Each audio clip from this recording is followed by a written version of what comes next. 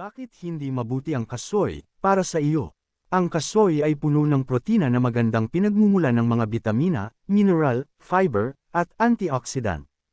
Para sa karamihan ng mga tao, ang pagkonsumo ng mga ito sa katamtaman ay mainam. Ngunit mahalagang magkaroon ng kamalayan sa kung bakit hindi maganda ang kasoy para sa ilan. Mga allergy sa nuts. Allergy sa kasoy ay isa sa mga pinakakaraniwang allergy sa nuts. At kung ikaw ay may allergy sa anumang tree nut, malamang na ikaw ay allergist din sa kasoy. Magtanong sa iyong doktor bago kumain ng kasoy.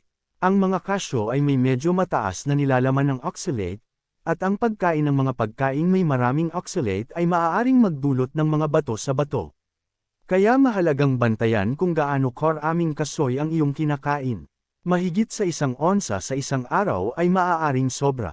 Maaaring makatulong ang pagkain ng mga ito na may gatas dahil makakatulong ang calcium na bawasan ang pagsipsip ng oxalate. Kung mayroon kang mga bato sa bato o nasa panganib para sa mga kondisyong nauugnay sa bato, dapat kang makipag-usap sa iyong doktor tungkol sa kung gaano karami ang ligtas na kainin. Ang mga hilaw na kasoy na may mga shell ay naglalaman ng kemikal na tinatawag na urushiol, na nakakalason. Ang nakakalason na sangkap na ito ay maaaring tumagos din sa kasoy. Ang pag-alis ng mga shell mula sa mga hilaw na kasoy at pag-ihaw sa mga ito ay nakakasira ng urushiol. Kaya pumili ng mga roasted kasyo kapag nasa tindahan ka dahil mas ligtas silang kainin.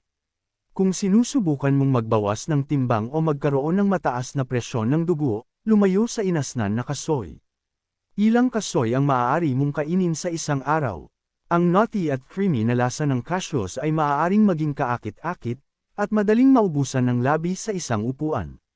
Subukang kumonsumo ng hindi hihigit sa 1 onsa, 28.35 gramo, ng medium cashew sa isang araw upang umani ng mga benepisyo sa kalusugan. Ang isang serving ng cashews ay naglalaman ng mga 80 nuts. Ang isang paraan upang panatilihing kontrolado ang iyong pag-inom ay ang pag-impake ng mga ito sa maliliit na lalagyan o bag na isa-isa ang paghahatid. Benepisyo sa kalusugan ng kasoy. Tumulong na mapanatili ang kalusugan ng puso, ang kasoy ay nagbibigay ng magagandang taba at mga antioxidant na tumutulong na pamahalaan ang presyon ng dugout, mga antas ng kolesterol at panatilihing malusog ang puso. Mabuti para sa mga kalamnan at buto. Ang cashews ay isang mayamang pinagmumulan ng protina, calcium, phosphorus, magnesium, at vitamina K. Ang mga sustansyang ito ay nagtataguyod ng malusog na buto at kalamnan. Mahusay para sa malusog na balat at buhok, ang mga vitamina B, vitamina E, protina, at antioxidant ay nagpapalusog sa iyong balat at buhok mula sa loob. Itaguyod ang malusog na paningin, ang mga antioxidant tulad ng selenium, lutein, zeaxanthin, at vitamina C ay nagpoprotekta sa mga mata mula sa mga nakakapinsalang free radical.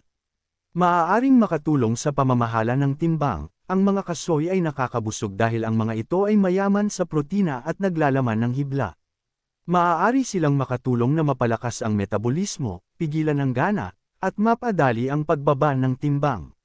Tumulong na pamahalaan ng asukal sa dugo, mga antas, ang cashews ay mabuti para sa mga taong may diabetes. Tumutulong sila sa pamamahala bimga antas ng kolesterol at asukal. Ang ilang mga pag-aaral ay nag-uulat na maaari silang makatulong na mapababa ang resistensya ng insulin. Mabuti para sa utak at nerbiyos, ang unsaturated fat sa cashews ay nakakatulong na mapabuti ang kalusugan ng utak. Maaaring may papel sila sa pagpapabuti ng memorya. Bukod pa rito, ang mga kasoy ay naglalaman ng mga vitamina B at antioxidant na tumutulong sa pagprotekta sa mga ugat at utak. Mabuti para sa bituka, ang fiber at polyphenol sa cashew ay tumutulong sa panunaw at nagtataguyod ng gut immunity. Labanan ang oxidative stress. Ang oxidative stress ay nauugnay sa pamamaga at iba't ibang malalang kondisyon kabilang ang mga allergy, metabolic syndrome, at mga sakit sa cardiovascular. Ang cashews ay nakakatulong sa pagpapababa ng oxidative stress at maaaring gumanap ng isang proteksyon laban sa mga kondisyong ito. Mayroon bang anumang panganib sa pagkain ng cashews? Ang labis na pagkonsumo ng cashews ay maaaring magdulot ng pagtaas ng mga antas ng asukal sa dugo. Kaya, dapat silang iwasan sa isang malaking halaga ng hindi bababa sa 2 linggo bago ang isang nakaplanong operasyon. Ang mga hilaw na kasoy ay naglalaman ng isang nakakalaso na sangkap na tinatawag na urushiol. Kaya pinapayuhan na ubusin ang mga kasoy pagkatapos tanggalin ang kanilang mga shell at lechon ang mga ito.